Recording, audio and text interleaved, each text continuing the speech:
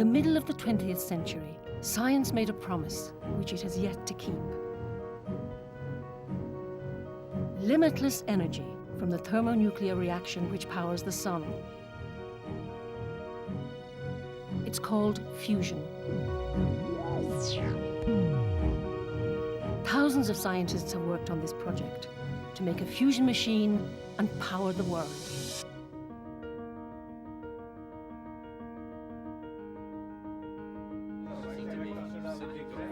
This is a reunion for a team of scientists and engineers who made one important step forward towards the future of energy.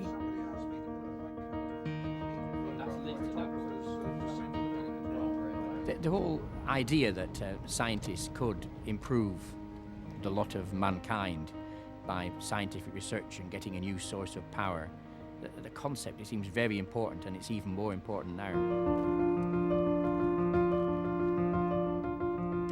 And the very fact that it's very difficult to do and still some years off is part of the challenge.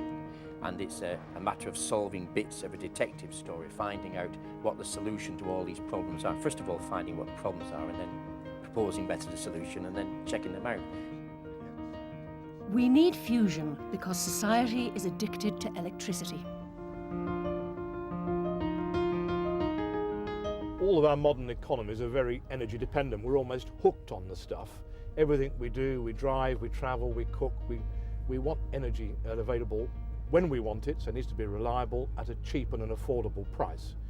And this is one of the hopes for fusion. We need large-scale central generation of electricity to meet baseload power requirements for large cities like London, New York, Delhi, Rome. 3 out of the 6 billion people in the world live in cities hungry for power. Industry too runs on electricity. Nearly all this power comes from burning oil, coal and gas. The pollution from these fires is a big problem, but human greed for electricity is unstoppable.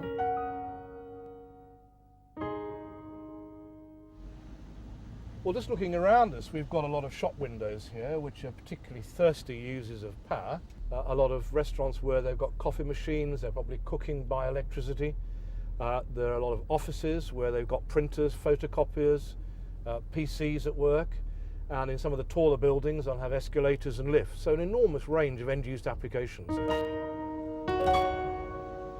It seems like it will never end, but it could. We now know that oil and gas are not comfortable, endless sources of power. If we look at the North Sea, the UK's main source, that will peak in about 5 years' time and will be very heavily depleted by about 2030. Power stations use heat to turn water into steam. That's what spins turbines to make power. That heat comes mainly from oil, coal or gas. Nuclear power stations use an atomic process called fission. It splits heavy atoms like uranium to make the heat. It doesn't produce greenhouse gases, but there is a huge drawback. The major problem with fission is what to do with the nuclear waste at the end of the reactor's life. And all those governments which deployed such reactors are now facing this big issue. What do we do with long-term disposal of very highly radioactive nuclear waste? Nuclear plants make lots of power all the time, but with a huge toxic legacy. The wind, the waves and the sun's rays make clean energy, but much less of it. Fusion from the heart of the sun could give us the best of both worlds. Constant, plentiful power. No long-term radioactive waste. No chance of a meltdown. It still remains that fusion is inherently far, far safer and more environmentally friendly than fission, but it's just much more difficult to get it to work. If we could make fusion in our own sun on Earth, we could use its enormous heat directly, instead of oil, gas, coal and nuclear fission. Research began in the 1950s. With crude equipment, these scientists tried to capture a tiny piece of the sun. An early, famous British experiment, a generation ago, was called Zeta. This was at the time of Zeta, 1958. This was a model we had. I myself heard the stories from Zeta in the late 1950s where they thought it was actually working. Unfortunately, some way off there. But I thought that was a very inspirational thing, and so many of us are very devoted to the concept of fusion. Satellite images reveal the sun as a giant ball of hydrogen. It's so hot that hydrogen atoms break down and turn into a plasma, the fourth state of matter. Under the huge pressure of gravity at the center, the hydrogen atoms fuse together to make helium. One gas becomes another. The clean, powerful fusion reaction makes light and heat that we feel on Earth 90 million miles away. It takes enormous energy to create a fusion plasma on Earth. Even the most powerful research machines can only hold one for a few seconds.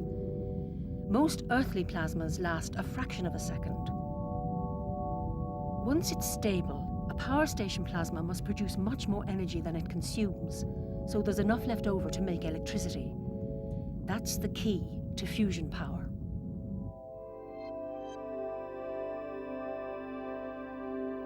The fuels for fusion on Earth are two special kinds of hydrogen. There's enough dissolved in the oceans for perhaps millions of years. The waste gas is ordinary helium.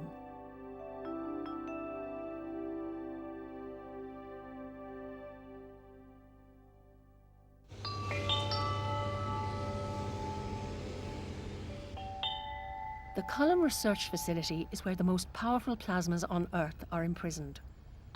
But for all their power, fusion plasmas are fragile, and that makes them safe. A fusion machine cannot melt down. If something goes wrong, the reaction just stops. Inside, it's a giant metal donut shape. The Russians who invented it in 1968 named the system a tokamak. The first tokamaks were shaped rather like shown in here. This is actually a segment of the torus of Cullom's first tokamak. It's circular section, quite small. Torus is what mathematicians call this special donut-shaped vessel. Over the years, this shape has evolved to make more powerful plasmas.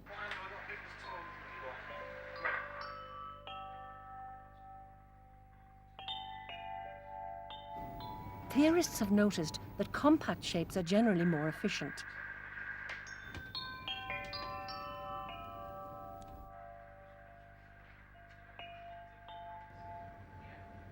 They hold more energy, they produce better fusion. Tokamaks have got larger, they've become more elongated and D-shaped in section, and the bit in the middle has got relatively smaller. And about 15 years ago, we began to study what was the limit of this process, how compact you can make this equipment. The traditional tokamak can only be so small. It wraps its plasma round a circle of vital machinery. Most of this has nowhere else to go. A compact plasma means a completely new design.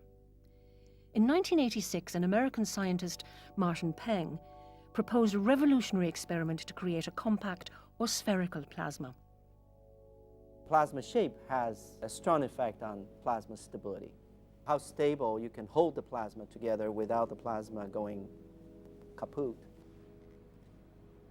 One of the primary response to this idea was that it's basically impossible to build.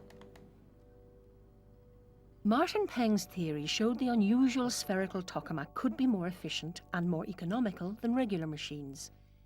It might be a better way to trap a hot plasma on Earth. But it remained just a theory. Despite its huge need for energy, the USA decided not to pay for Martin's experiment. He became a globe-trotting scientific evangelist for the idea of a compact plasma. I began to give talks about this idea and how it may be very interesting to study it. And I visited Cullom a couple of times since then, and I think I got Alan Sykes very interested in looking at this. I was the person jumping up and down saying, why doesn't somebody build one of these things? Because theoretically they look to be a lot of advantages. There are two ways of doing that. Either have a major project and lots of review committees, and 5 years down the line you may or may not get your money. Or if you have enough bits and pieces and just a bit of sort of petty cash, you can try throwing just a test of the concept together. That test of the concept is what the reunion is all about. Alan was charged to create a presentation for Spherical Tokamaks. To be chairman of that group. Aha, you volunteered, very commendable. And Well, it was either that or getting involved with something I wasn't interested in. right. Good piece of volunteering. And the Spherical Tokamak won the review, hands down. And so our division head at the time, now the director, Derek Robinson, said to his department managers, about 5 or 6 of us, right, you lot, I want you to give me a cheap way of building a Spherical Tokamak since it's won this review. Some people have done some theory in the States, some people at Cullum have done some theory, it might work. But everybody said, well, we don't know how to do it though. It's all very well saying, let's have a nice spherical system. How would you create one in the first place? How would you make it? It's all very well saying you could do it, but how would you make it? And the only person that came back in the next few days and said, this is how we might do it, sir, was me. And I sketched it on a whiteboard, and he said, you've got the colloidal field coil layout wrong there because flux conservation means blah, blah, blah, blah. So he said, do it like so-and-so. So I played around a little and said, oh, you mean a bit like this? And he said, yes, that would now work. But then the big problem, as usual, was where are you going to get your money from? And then we realised we got a real problem because government said, no way, this is mad idea. Our European colleagues said, go away, we're not going to provide you with something with a mad idea like this, it won't work. The idea of having a plasma, a meter across in the middle of a large tank, they thought the plasma wouldn't stay there to be unstable because conventionally you have a fairly close-fitting shell that surrounds the plasma, and we weren't doing that. The sun keeps its plasma under control with its enormous gravity. No gravity, no fusion. The core of the sun is at 15 million degrees. The hydrogen atoms break down into a mixture of electrons and nuclei, a plasma. The nuclei repel each other, but the pressure forces them together.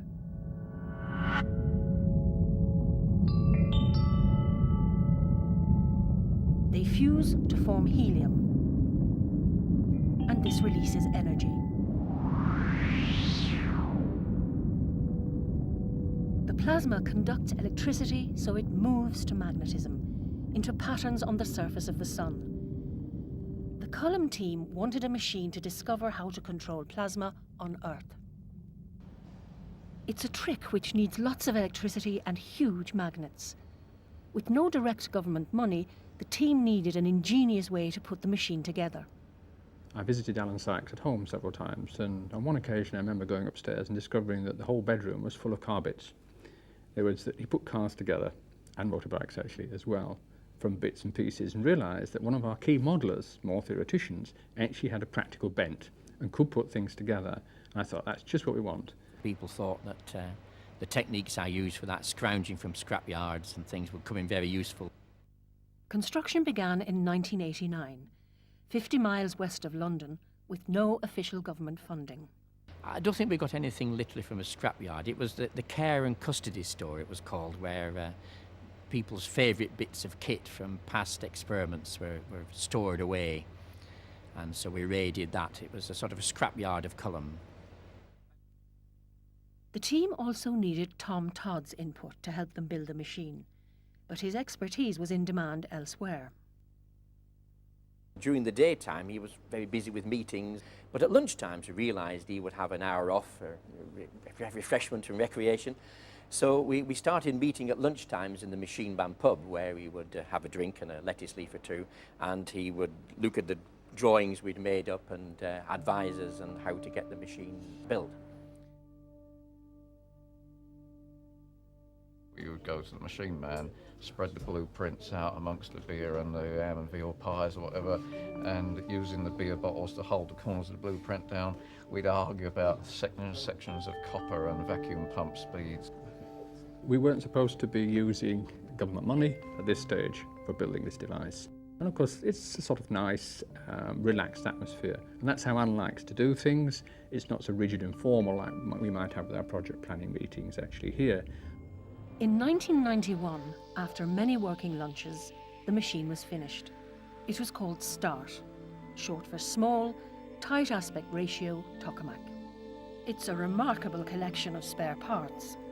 The vacuum tank, for example, was used in an experiment in the 1970s. It had been lying unused on the runway outside the lab since then. It's an aluminium tank in sections, so the vacuum conditions aren't particularly good for plasmas. But still, we got very good results with it. It looks a bit Heath Robinson construction. These wires over here look rather tatty. You can see signs of leak seal being put on there because when we had a leak, we just put some spray leak seal on. No one knew for certain it would work. Fusion research has had its share of failures.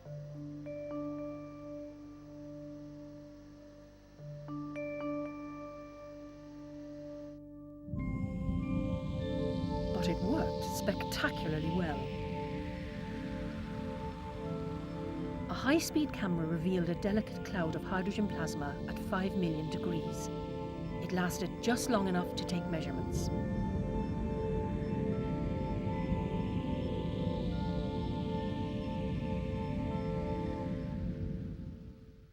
Oh, that was exciting.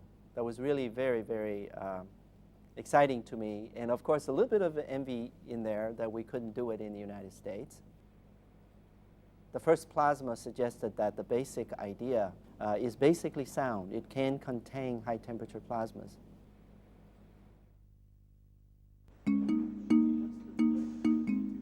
Once the machine was shown to work, official government funding became available, and the team began detailed research. Well, the physicists would say what they'd want, and it was my job to give them what they wanted. And then the physicists would come and say, the bloody thing's broken down, and I would have to go in and fix it. I was dragged in very informally. I wasn't allocated a particular job, and Alan was very, very good at capturing people and getting them to bring equipment along, so he didn't actually have to spend any money. The team found some unusual ways to stretch the budget. This is the world's first spherical tokamak. A picture of the plasma in there. This is actually a picture taken with a sort of glorified ordinary camera with a mechanical shutter. And so there's a bit of a delay on the shutter, even though you trigger it precise electronically. There's a few tens of milliseconds delay. And so we made many blank films because the plasma discharge only lasted about a 20th of a second. But if you take them to Boots on the sort of 1 hour service, they didn't used to charge you for blank films. So Marcus used to go on his motorbike to Boots and Decote at lunchtimes, and sometimes he'd come back with some pictures, and sometimes he'd come back with a blank bit of film. Even Martin Peng came over from the States to lend a hand. Well, once the experiment is getting going, it's impossible to stop me from visiting Column every chance I got. Martin was keen to increase the power of the machine. One way to do that was to heat up the plasma with a special particle beam. There was a spare system in the States. Derek and I was just chatting during this meeting. I said, gee, wouldn't it be nice if we actually bring over a neutral beam system to put on START that will give it some additional heating? And that's how it happened. It's about the same size tank as START is itself, but this injects high energy hydrogen into the plasma, and this heats the plasma inside the tank. And by doing this, we're able to get very high pressure inside our plasma, and we're able to get a world record value of a sort of an efficiency parameter, which is the amount of plasma you can hold for a given magnetic field. And we got 3 times higher than any other tokamak had got in the world, and people were really amazed at this. Before the spherical tokamak, this kind of hot, high-pressure plasma had only ever existed in stars. So here on Earth we could do something which had never really been done before, and we could keep it there, we could keep it hot and sustain it. And that to me was great. And that was even better than what any of our theoretical modelling would have suggested. That was great achievement. The experiment produced a huge quantity of data. Some of it is still being analysed. But eventually, the first spherical tokamak was retired from service. So anyone else who's actually worked directly on START, interpreting it or fixing it and all the rest of it? No one thought that START would have lasted more than 6 months a year. People would have thought it would have just demonstrated the concept worked and then you'd have gone on and built a more substantial experiment. But the concept worked so well that START actually lasted for about 8 years. By the end of its life, START had proved that the spherical tokamak was not the mad idea most people thought. It broke records for the efficiency of its plasma. It showed a cheaper way to make a sun on Earth. And similar machines might one day power the world for their children. When the machine was switched off for the last time, the team held a wake. In the machine man, naturally.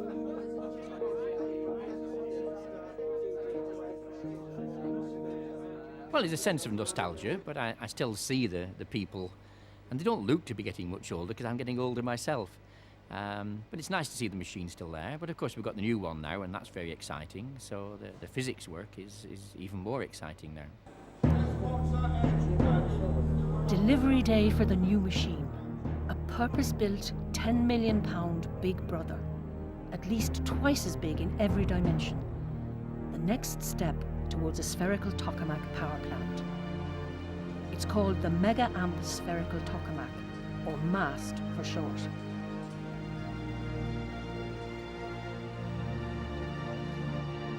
It's a bigger machine and a bigger project. It's still good fun progressing along the way and finding out new things and trying new techniques and knowing that you may be making a significant step forward along the road. Today's fusion research is aimed at building a power station. One problem they'll need to crack is how to get fuel into a cloud of gas at the same temperature as the centre of the sun.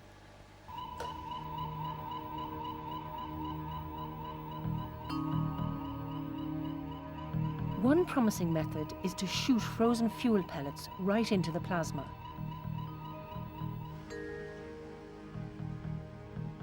Today, the MAST team are trying out their pellet gun. Yeah, it'll be 4804. Okay, Grail. Timing is critical. The pellets travel 25 metres, and they must hit the plasma pulse at just the right instant. Hold 7 minutes. 5 seconds.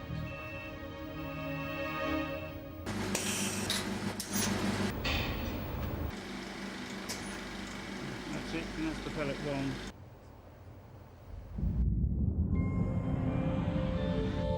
The high-speed video camera records the result. The plasma forms around the central column, locked in place by powerful magnets. A trickle of fuel makes a bright dot at the center.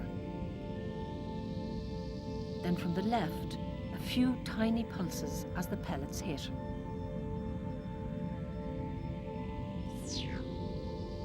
Pellets made from a simple gas, which comes from ordinary seawater.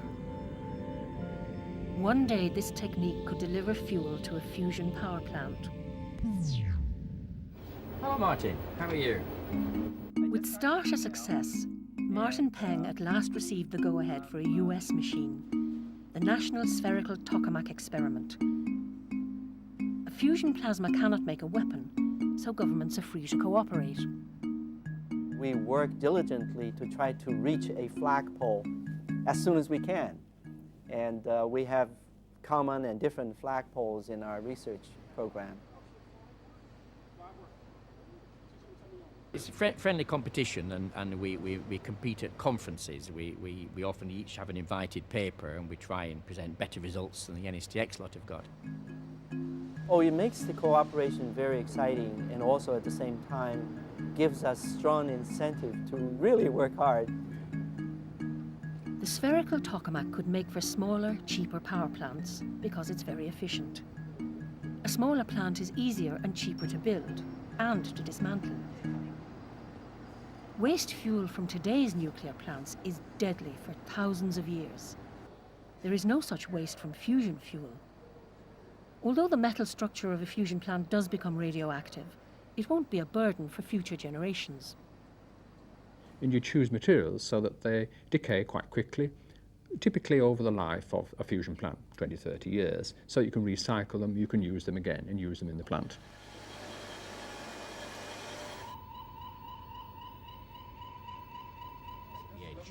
And in this campaign, the H modes have been different. They've been a lot better in many. Scientists no longer discuss if a fusion plant can be built. The question now is when. It could be 50 years, but it could be 20. So, coming back to the essential question, how are you going to get the And there are more and more evangelists for what they call fast-track fusion. Why don't we speed it up, do things in parallel, focus much of the international effort. Don't all repeat what you're all doing everywhere across the world. Focus on key elements, split the key tasks up among different nations and bring it together on a much shorter time scale. The smaller, cheaper spherical tokamak might help us avoid the energy crisis, which deep down we know is coming.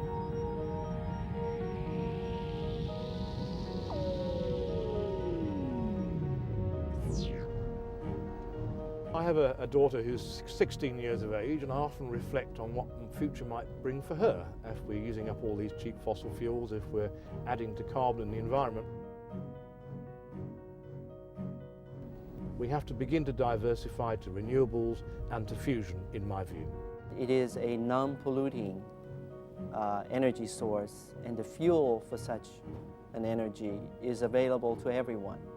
And it's not limited to some deposits or some location. It's everywhere in the seawater. And there's still a lot to go, of course, because we haven't got there yet. We want to see what the future of the spherical tokamak is and what chance it has of leading to an economical fusion power plant. The control room is now quiet and used for storage. But the START project was one more step towards the fulfillment of a 50-year-old promise. To make electricity and power the world from a piece of the sun trapped in a magnetic bottle.